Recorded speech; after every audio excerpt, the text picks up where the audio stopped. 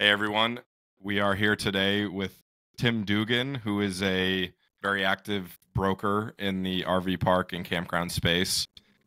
We've been in touch with Tim for quite a while now, and big fan of what Tim does and how he does business as a broker in the space. And wanted to get him on the podcast and shed some light on where the market is, who he is, how you can get in touch, and what the current investment climate is in the outdoor hospitality space. So welcome, Tim. Why don't you jump in and give everybody a little bit of your background, tell them who you are and what you do.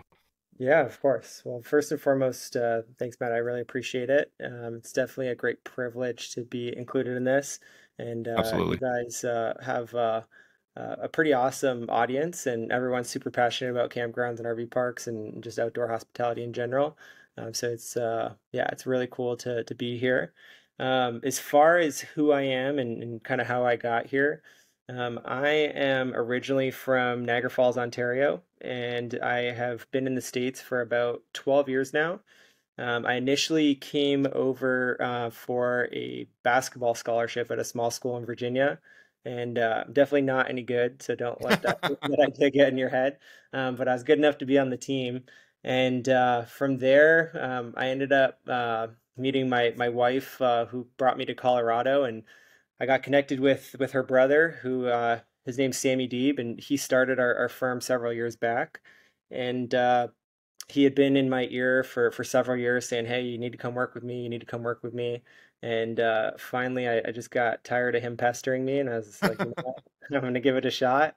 And ended up joining up and was initially selling mobile home parks, which is what his specialty is and what his niche is.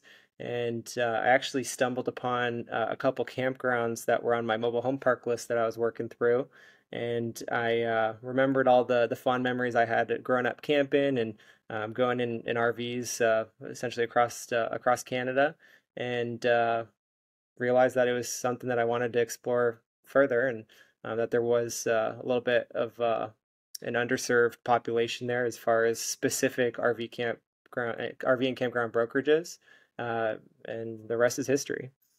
Love it. Love it.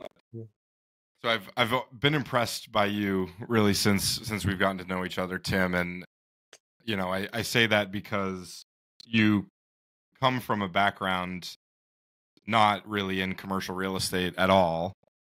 I think it takes a special kind of person to really excel in this business. I've been around a lot of successful brokers and producers in the commercial real estate space, and I mean, it really takes someone to be a killer. To super competitive industry. It's fast paced.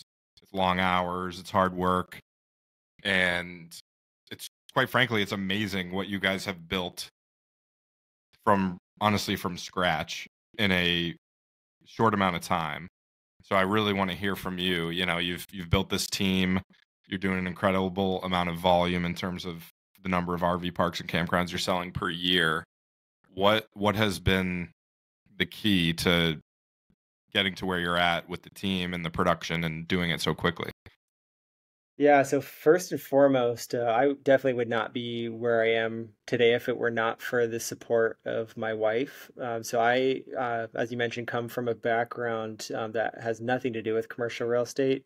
I worked in major gifts philanthropy, where I was essentially raising donation money for various nonprofits. And I was ready for a change, and I wouldn't have been able to jump into this industry the way that I have if it weren't for the stability that my wife brought into the equation. So obviously, this is a volatile business. There's no stability, and I think that I was very fortunate enough to have someone that believed in me and that pushed me to basically be the best person that I could be, and the best at the job that I could be. And the second part of that is that I've made a very big point of surrounding myself with good people. So there's a lot of people that would like to work with us, and there's a lot of brokers out there, but we're hyper selective of the folks that we do look to bring on. And specific to our company, but also our RV and campground specific team, the people are stellar people, and I think that that's part of the secret sauce. Amazing. I love it. Hmm. And if you look at that in a more broad way, outside of just commercial real estate investment sales, is there anything that you've taken away in terms of just generally scaling a team and scaling business? I'm sure you've learned so much in this Yeah. in this. I mean, how long has it been? It's been a few years. Yeah, it's been Yeah, just under 4 years now. I would say that people have the idea that success is going to happen overnight and that it's going to be easy. And I think that if you can overcome those two ideas and you're willing to face rejection, you're willing to face adversity, you're willing to get pushed down, knowing that you just need to keep getting up and you might get knocked down 99 times, but that 100th time, if you weather the storm, you're going to succeed. I think that if you can approach life and business with that mentality, and if you can surround yourself with a team of people that are going to pick you up when you are knocked down, and that you can pick up when they get knocked down, I think that you just prepare yourself for the worst, and you're able to experience some really cool things when it does work out.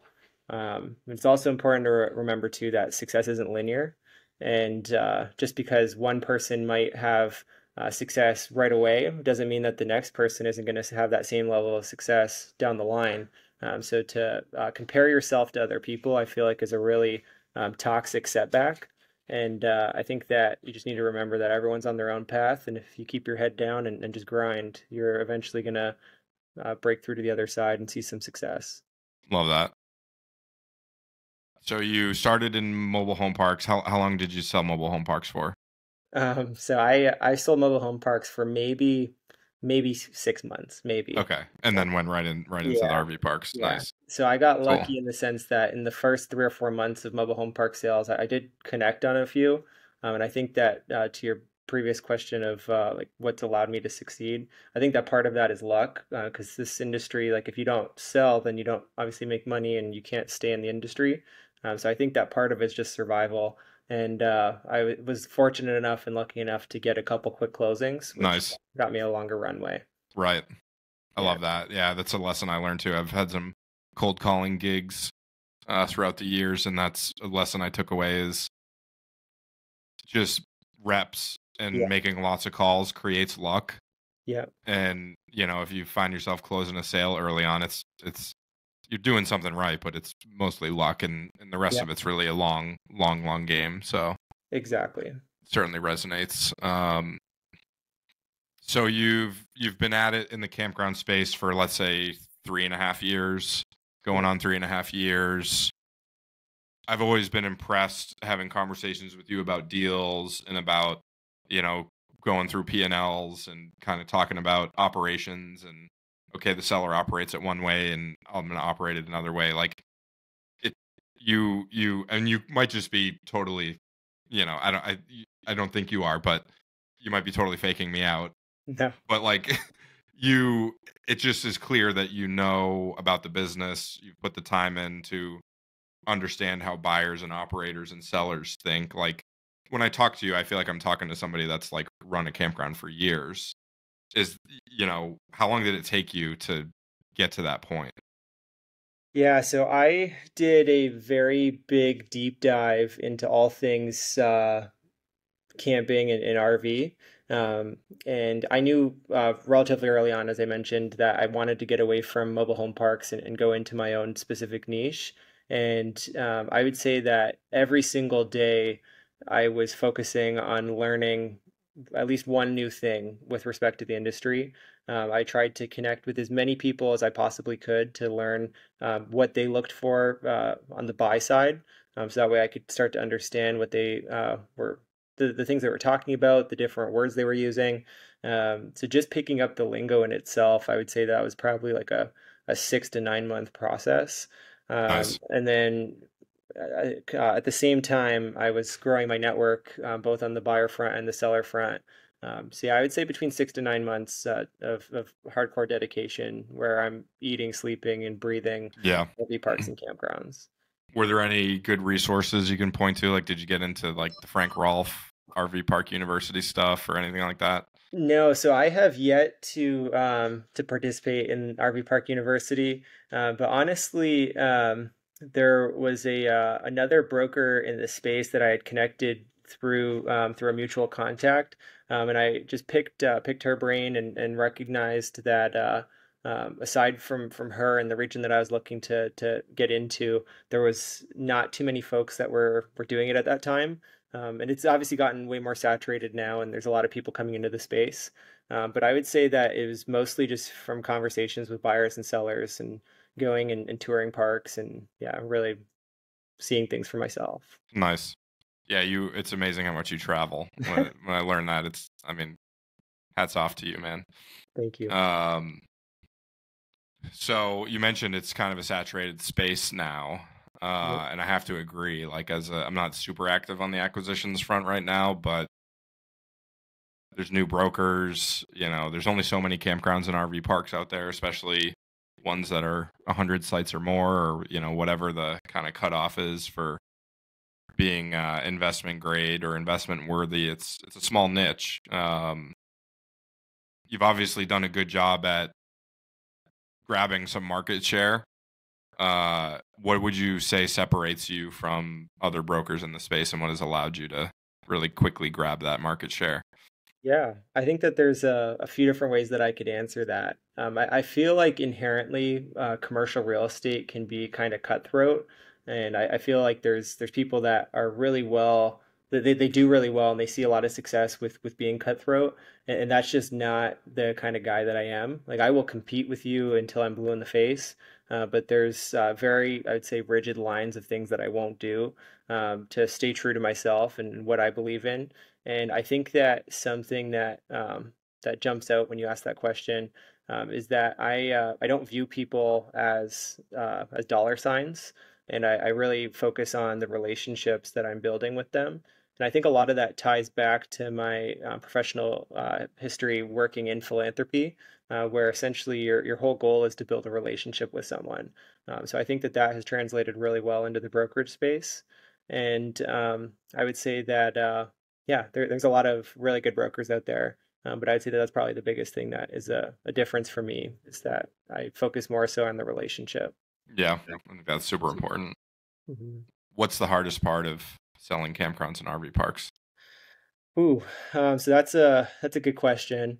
Um, with campgrounds and RV parks, there's a lot of mom and pop owners, which is not necessarily a bad thing. But there's folks that could have been their livelihood for the last several generations, and that can be a really sensitive and sentimental um, business and piece of real estate that they are going to be ultimately selling.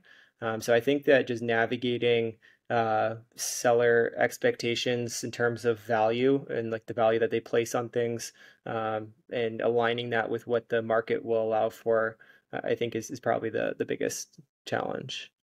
Yeah, I have to agree. It's their legacy. It's a difficult. Might take them a few years to even kind of come to the decision to sell. Family dynamics are usually a big part of it. Yeah, You got to have kind of a bedside manner. exactly. Um, how long does it take to sell a campground or RV park on average?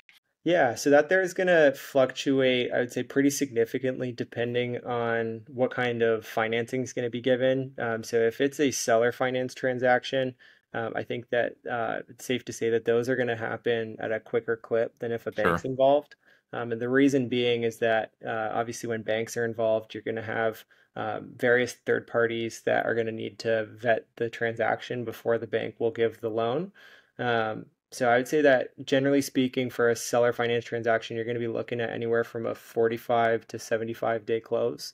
And for a traditional finance transaction, you're going to be looking at anywhere from probably 60 to 120 days, depending on the group's operational history and what lender they're Yeah. working with. And how long to get it under contract or LOI? Exactly. Exactly. Oh, Yeah. yeah. Is that your follow-up question of, Yeah, yeah, yeah. yeah. I would say that that can be we've had deals that have gone under LOI one day and then they're under contract the next. Yeah, And then we've had deals where it takes 2 months to get under contract yeah, or 6 months to get under contract. So I think that's where you are going to have a lot of variability in terms of logistics of like who's the decision maker, who's involved, right. what are the personalities like for the attorneys, for the CPAs, for the seller, for the buyer, and basically if you can hone in on who's making the call and you can appeal to them as the audience, that's usually what will expedite things. Yeah. How about how about from signed listing agreement to closed transaction? If you had to give an Yeah. expected range there. So that there is going to also depend as well. So we do a lot of stuff on an off-market basis, Sure. where we're not necessarily like doing like a formal listing process. But if you're doing a formal listing process where you have photography and where you have marketing brochures getting put together, I'd say you're probably looking at like a 2 to 3 week turnaround for those, and then probably a 30 to 45 day timeline to identify buyers and to negotiate terms. And then from there, you'd have that same 60 Yeah. to 120 day timeline for closing the transaction. Whereas if it's an off market, we can usually cut out all that beginning stuff. Nice. Yeah. Makes sense. Cool. Um, you don't have to get super specific on this, but I'm always curious, like how big is your universe of like qualified buyers? Like if you had to put a number on it, and you can give a range or whatever, but like that's always something I'm curious about. Like how many people in groups are actively out there buying RV parks and campgrounds? Of course, yeah. So we have a database of about 25,000 people that subscribe to us specifically that are looking for um, whether that be RV parks, mobile home parks, self-storage. And then from there, that gets hyper-focused depending on the asset class you're looking Right. at. So our list for self-storage investors is going to be different than RV park, and that's going to be different than mobile home park, although there is a lot of crossover. So for RV, I would say we're looking at a list of probably 15,000. But in Wow. terms of a short list of folks that we're actively going in front of on an off-market basis, I would pare that down to probably 250 or 300 groups Wow. that are at least own one park, or they're like a syndicated member of a park or something along those lines. Yeah. Where, yeah, That's a lot yeah, it definitely is. Yeah, for such a uh, small niche. it We is. so Yeah, but we yeah. track like under 100 across RV parks and campgrounds, glamping, and like outdoor hotels. We track like 75 like professional groups Yeah. that have, at least like I think we cut it off at like 5 locations or something. Fair. Um, Yeah. So that there would include anyone that's like over probably 2 locations for what that's worth. So it's gotcha. going to be a little bit of a wider net there. That's also going to be international as well. So we do have buyers that aren't necessarily in the States, but that are buying in the States. So that there is going to make that a little bit bigger. And then that's also going to include some serial mom and pops as well, where Sure, yeah. they're There's not a fair amount of necessarily those, yeah. like the corporate or syndicated group. Right. Love it. Hmm. Cool. Um, what we look at parks and we look at those groups and what they buy and what their portfolios look like, it starts to paint a picture of what the buy box is, what the investment criteria is. But I'm not out there talking to the buyers every day, so I'm curious to hear from you. Like, you look at Sun or ELS or KOA Corporate or any of these up and coming groups that are buying lots of parks.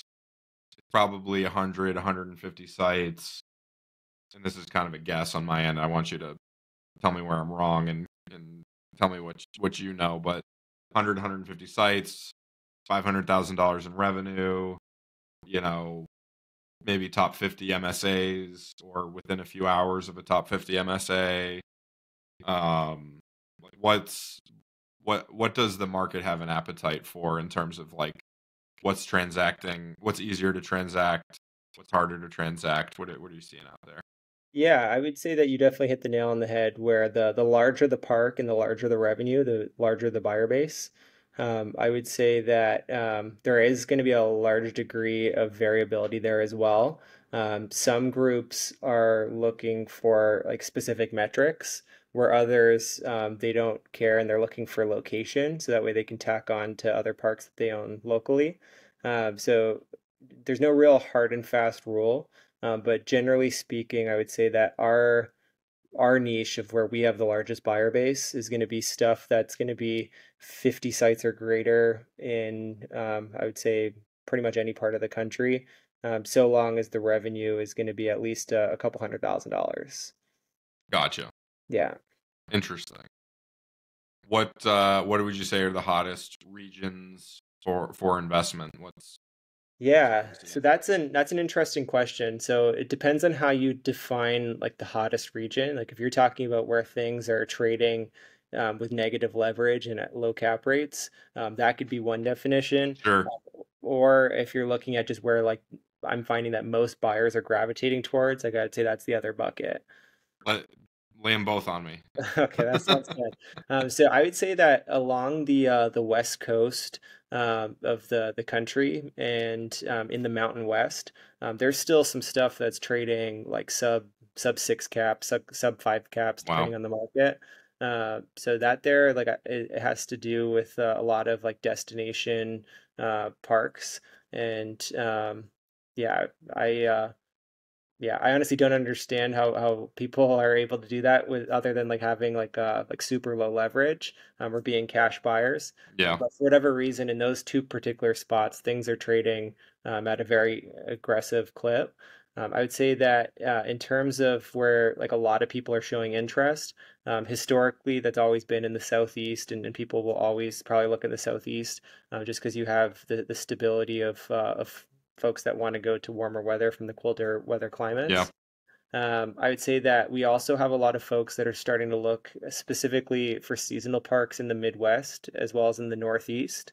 And the reason being is that those cap rates haven't necessarily gotten compressed yet, like they have everywhere else in the country. So there is a lot of private equity money coming in, but it hasn't gotten to where it is everywhere else in the country.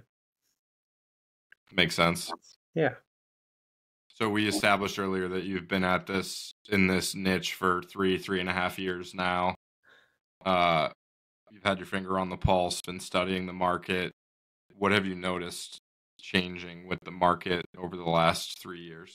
Yeah. So when I first started, I came in when interest rates were significantly lower than where they are now. So I'd say that's the biggest thing that I've noticed that has changed is that rather than working with like 3 to 5% interest rates, we're now looking at like 6.5 to 9, depending on the type of debt. And I would say that the bid ask spread from sellers as they start to realize that a lot of value is tied to the interest rate that's available in terms of what people are willing to pay for their property. That there has gotten, I would say, smaller and smaller as people start to realize that what they could have gotten for their property 3 years ago is not necessarily the same that they could get today. So that's definitely changed. I would say that in terms of debt products that are available specifically for RV parks, I've noticed that that's started to evolve pretty gradually as well. It's a bit of a slow roll, but there's a lot of debt products that are coming in that are Yeah. accommodating hospitality, which is really nice.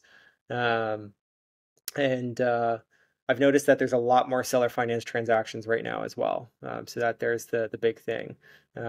Obviously, that makes shorter timelines. It helps justify some higher prices for sellers, and it also helps make deals work for buyers as well. Nice. Nice. Yeah. It's funny. So I became pretty active on Twitter, now X, and there's a pretty big commercial real estate community there. And it was, that started for me, got involved there in 2021 when a couple months after I bought my first campground. And, there's a lot of kind of instant feedback, commercial real estate market feedback from people in all different niches and just kind of the general news and following publications beyond that.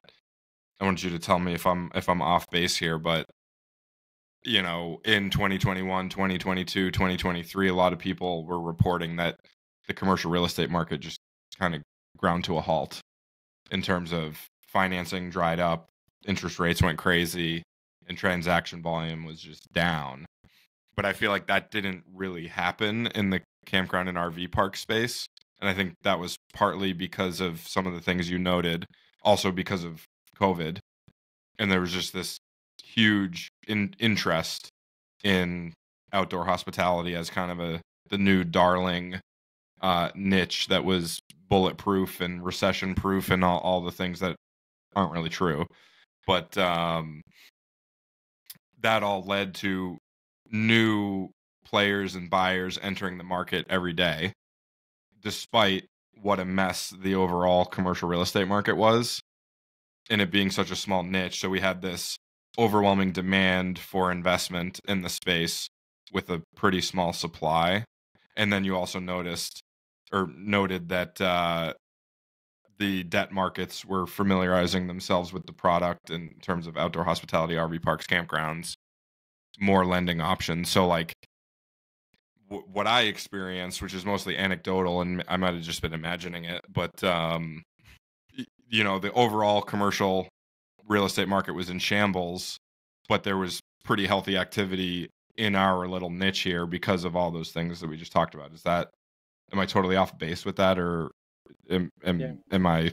Would very much so agree with you in the sense that like we found that a lot of our peers last year and part of the year before. They were really struggling with sales volume, but they were selling other asset classes. And on the mobile home park front, for Sammy and his team, and the RV park front for me and my team, we did not see a slowdown at all. So our inventory actually like increased, and our Yeah, transaction volume actually increased. And it's exactly because of what you just described. yeah. That's so good. I'm not crazy. I wasn't imagining it.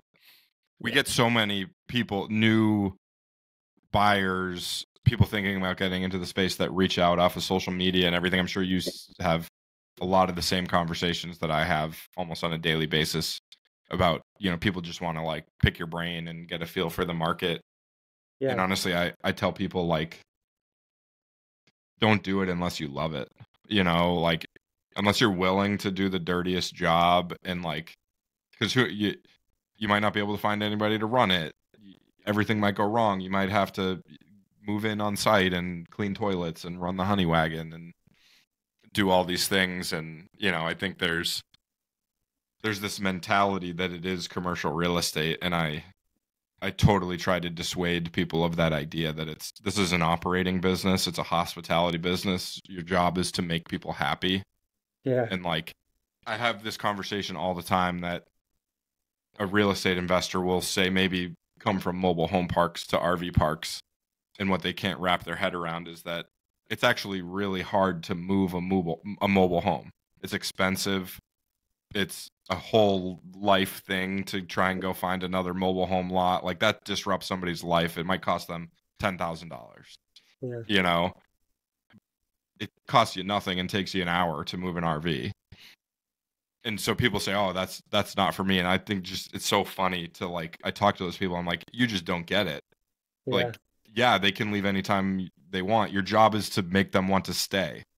Like, unless you're wanting to sign up for that to like make people want to stay, stick to mobile homes, stick to apartments.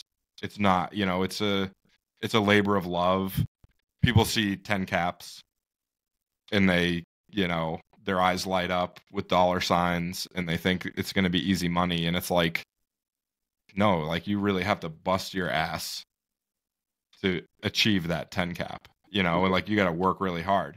And I Yeah. think about that, if it's all about the cap rate, just go buy apartments for a 5 cap. Yeah. That's so much easier than it is to buy campgrounds for a 10 cap. And it's just such a funny, it's the new hot niche, and people see dollar signs and they get excited. And I actively tell people, like, think Not for twice everyone. about this. Yeah, it's not Unless for you want to everyone. be on site cleaning toilets, like, don't do it. Yeah. And it's a review-based business, right? So what you're talking about, like if you don't have a positive experience and you're not giving that positive experience to the consumer, then not only will they not necessarily come back, but you also have to worry about them leaving a negative review, which is going to have negative repercussions for your future Right. guests or folks that are going to boycott you, depending on what that review Yeah. says. So you definitely hit the nail on the head there.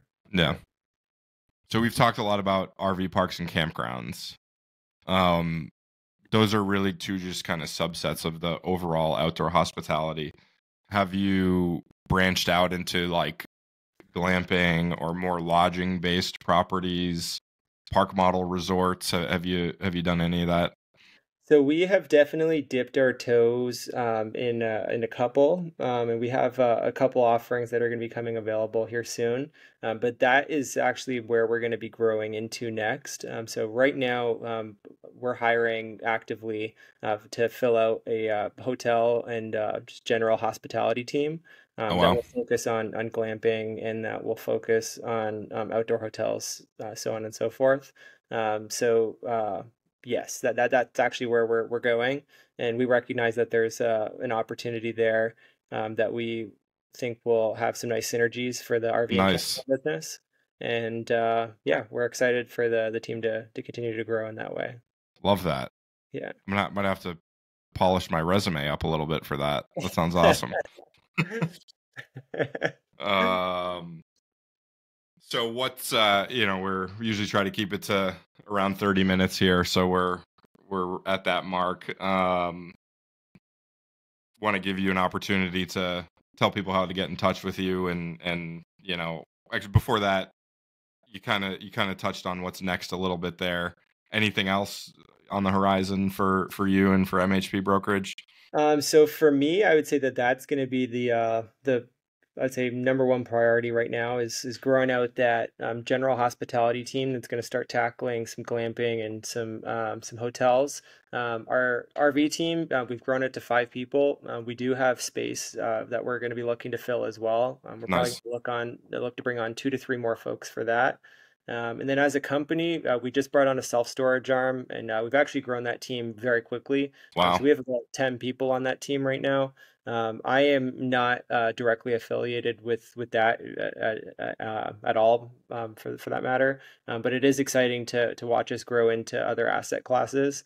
And I know that Sammy has a goal of bringing on an industrial team, a multifamily team. Basically, essentially, you name the asset class, we'll eventually want to grow into it. Hmm. But for me and for the team that I'm building, we're directly focused on RV parks and campgrounds, and then we're going to look to try to break into hotels as well. Amazing. Super cool. Yeah. What's the best way for people to get in touch with you? Yep. So we have our website, which is going to be mhpbrokerage.com. You're also welcome to give me a call, which you can do so by going on our website and finding my info. Or you're welcome to give me an email. My email is going to be my first name, Tim, and then that's going to be at mhpbrokerage.com. So Mary Hector Peter brokerage.com. Amazing. Amazing. So yeah, well, I'm sure we'll have a bunch of people signing up for your buyers list, and I just created a whole bunch more competition for myself. So cool, Yeah, man. Well, yeah, I appreciate the time and always enjoy chatting with you, Tim. Looking forward to keeping in touch and following along as you grow this awesome company. So happy for you guys with all the awesome stuff you got going on. So appreciate it, man. thank you. And yeah, definitely likewise. And thank you again for having me. And I'm excited to see the great things that you have coming up as well. Thanks, man. Talk soon. Thank you.